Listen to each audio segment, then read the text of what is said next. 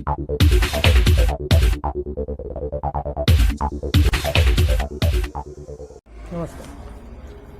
सेवा जनशक्ती पार्टीचे प्रमुख आहेत प्राध्यापक मनोहर धोंडे सर. एक चळवळीचं नेतृत्व आणि महाराष्ट्राला परिचित असणारं नाव.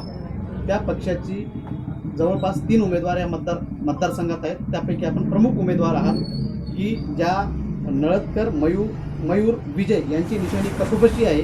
हे घेऊन आपण प्रभाग क्रमांक 1 मध्ये या ठिकाणी पायाला भिंगरी बांधून प्रचार केला.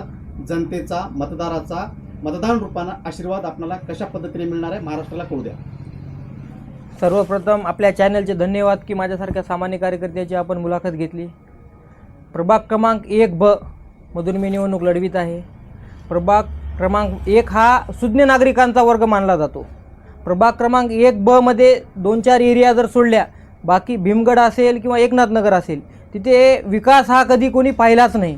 त्यामुळे खास करून प्राध्यापक मनोहर धोंडे सर यांनी प्रभाग क्रमांक 1 निवडला व माझ्यासारख्या सामान्य कार्यकर्त्याला त्यांनी उभं केलं. आणि प्राध्यापक धोंडे सरच्या माध्यमातून मी प्रभाग क्रमांक 1 हा जो लढवत आहे, कंधारमध्ये 20 वार्ड आहेत.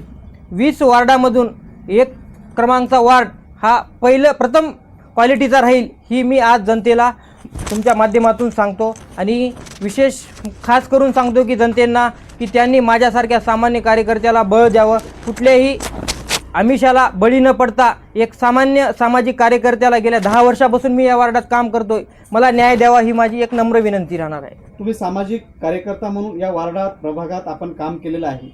तुमचा वार्ड हा जसा उच्च विभूषित लोकांचा तसाच वंचितांचा, दलितांचा, अल्पसंख्याकांचाही तो वार्ड आहे. आणि या वार्डामध्ये सेवा नाही आहेत, परंतु आपण एक व्यापारी असतानाही तुमच्या समोर बलाढ्य उमेदवार धनशक्ती उभं टाकलेले आहे. याचा आपण मुकाबला कुठल्या ताकदीवर करत आहात? तुम्ही त्यांच्या फाईटला तुम्ही कसं बघताय? खास करून बघायचं म्हणलं तर कसं आहे बघा, बलाढ्य कितीही मोठा असू द्या, कितीही मोठी यंत्रणा राबू द्या, शेवटी मतदार हा माझ्याकडून आहे.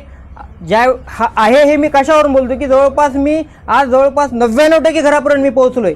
तर प्रत्येक घरच्याचं म्हणणं आहे की बुवा आम्हाला प्रभाग क्रमांक 1 मध्ये वार्डातील उमेदवार पाहिजे आणि आम्ही त्याचं बनगट हातात धरलं पाहिजे, असा उमेदवार पाहिजे की कुठल्याही गाडीवर माडीवर जन्मलेला आणि राजकीय पिंड असलेला माणूस सामाजिक कार्य करू शकत नाही. त्यामुळे जनतेचा विश्वास आहे की बा मयूर नळदकर हा सामान्य कार्यकर्ता आहे. आपण त्याला रस्त्यामध्ये अडून काम सांगू शकतो आणि त्याला काही काम सांगितलं तर त्यानं सुद्धा आपल्या घरी येऊन काम करू शकतो, सांगू शकतो की बुवा आमचं आज नगरपालिकेचं काम आहे, मयूर कुठं आहेच म्हणण्यापेक्षा मयूर घरी जाऊन विचारायला त्याला की बुवा काय काम आहे काका तुमचं. म्हणजे इथपर्यंत लोकांना भावना आहे की बुवा मयूरला कुठं हुडकायची गरज नाही, नुसतं फोन लावलं तर मयूर 2 मिनिटात उपलब्ध राहतो. त्यामुळे मला गॅरंटी आहे की प्रभाग क्रमांक 1 हा लोकांना एक साधा आणि सरळ कार्यकर्ता लागतो. ज्या पार्टीचा पंतप्रधान, ज्या पार्टीचा मुख्यमंत्री या राज्यात या देशामध्ये आहे, ते पार्टीचा उमेदवार सुद्धा आपल्या विरोधात आहे. ज्या पार्टीची सत्ता आहे महाराष्ट्र राज्यामध्ये, ज्या पार्टीचे उपमुख्यमंत्री आहेत, अर्थमंत्री आहेत, त्यांच्या पार्टीचेही नगराध्यक्षपदाचे आणि दोन्ही जागेवरचे उमेदवार आपल्या विरोधामध्ये आहेत. त्याच पद्धतीनं काँग्रेस पक्षाकडनं तर माजी आमदार ईश्वररावजी भोशीकर साहेब यांची सुनबाई निवडणूक लढवती आहे. तुम्ही एक सर्वसामान्य व्यापारी माणूस आहात. कसं या लोकांना तुम्ही फाईट करणार आहात आणि विजयाचं गणित काय आहे, विजयाच्या गणिताचं तुमचं गमक काय आहे, जनतेला कळू द्या. प्रथम सर्वांना सांगायचं म्हणलं तर विजयाचं गणित हे आहे की बुवा मी ह्या वार्डात मी उभं टाकलो नाही, या वार्डातील जनतेने मला उभं केलं आहे. त्यामुळे कुठलाही कितीही बलाढ्य असू द्या, शेवटी लोक हे सामान्य कार्यकर्त्याला न्याय देतील याची मला गॅरंटी आहे. तसेच कितीही मोठ्या घरचा असला पुढला व्यक्ती, शेवटी कितीही मला गॅरंटी आहे की पैशाचा खूप मारा होणार आहे. आणि जनतेने ठरवलं आहे की पैसे काही त्यांनी असे मेहनतीचे नाहीत, कोणाचे असे नाहीत की असे तसे आलेले आहेत, ते असे तसे गोरगरिबापर्यंत जाऊ द्या ना. त्यामुळे माझी विनंती आहे की लोकांना की बा जे काही पैसे त्यांचे यायलेत ते तुम्ही घ्या, ते तुमचेच पैसे आहेत, त्यांचे काही कुठे घाम गाळून केलेले नाहीत. त्यामुळे मला विनंती आहे जनतेला माझी सांगू इच्छितो की माझ्यासारख्या सामान्य कार्यकर्त्याला शेवटी तुम्ही दुर्लक्षित करू नका. मी सामान्य कार्यकर्ता म्हणून जो पुढे आलोय, माझ्यासारख्या अशा प्रभाग क्रमांक जे 20 आहेत तशा सामाजिक कार्यकर्त्यालाच तुम्ही निवडून द्या. खास माझ्यासाठीच म्हणूनच आहे, कंधार शहरातील जनतेला विनंती करतो की खरंच ओरिजिनल सामाजिक कार्यकर्ते कोण आहेत त्यांना ओळखा. हे बाकीचे जे आहेत माडीवरचे मोठ्या घरचे सोन्याचा चमचा घेऊन जन्माला आलेले त्यांनी फक्त 2 तारखेपर्यंत तुमच्यासमोर समन ठेवतील. 2 तारखेला सायंकाळी 6 वाजेपर्यंत इलेक्शन संपल्यावर तू कोण आणि मी कोण म्हणणारे आहेत. आम्ही जो सामाजिक कार्यकर्ते आहेत, आम्ही 2 तारीख काय 5 वर्ष आमचा टर्म संपल्यानंतर बी आम्ही सामाजिक कार्यकर्तेच म्हणून राहणार आहोत. आम्हाला कुठलीही पदप्रतिष्ठेची आवश्यकता नाही. आम्हाला फक्त काहीतरी सामान्य माणसांचं काम करून देण्याचा, रस्त्याचा प्रश्न असेल, पाण्याचा प्रश्न असेल, विजाचा प्रश्न असेल, घनकचऱ्याचा प्रश्न असेल, कुठलेही समजा नगरपालिकेतल्या अडचणी असतील, आम्ही 24 तास सेवा देऊ ही आपल्या माध्यमातून मी सांगतो. सर, प्रभाग क्रमांक 1 हा मी सांगितल्याप्रमाणे मिश्रित प्रभाग आहे. सर्व जाती जमातीचे लोक त्या मतदारसंघामध्ये आहेत. तुम्ही आताच एक विषय मांडलात की इथं लक्ष्मी दर्शन होण्याची दाट शक्यता आहे किंवा गांधी छाप येण्याची दाट शक्यता आहे. त्याचबरोबर माहिती अशी मिळते मीडियाला की जिवंत कोंबड्या आणि काही बाटल्या पण आता मतदारसंघामध्ये फिरत आहेत. जिवंत कोंबड्या, बाटल्या आणि लक्ष्मी दर्शन याबरोबर तर मयूर नळदकर काहीच नाही आहे.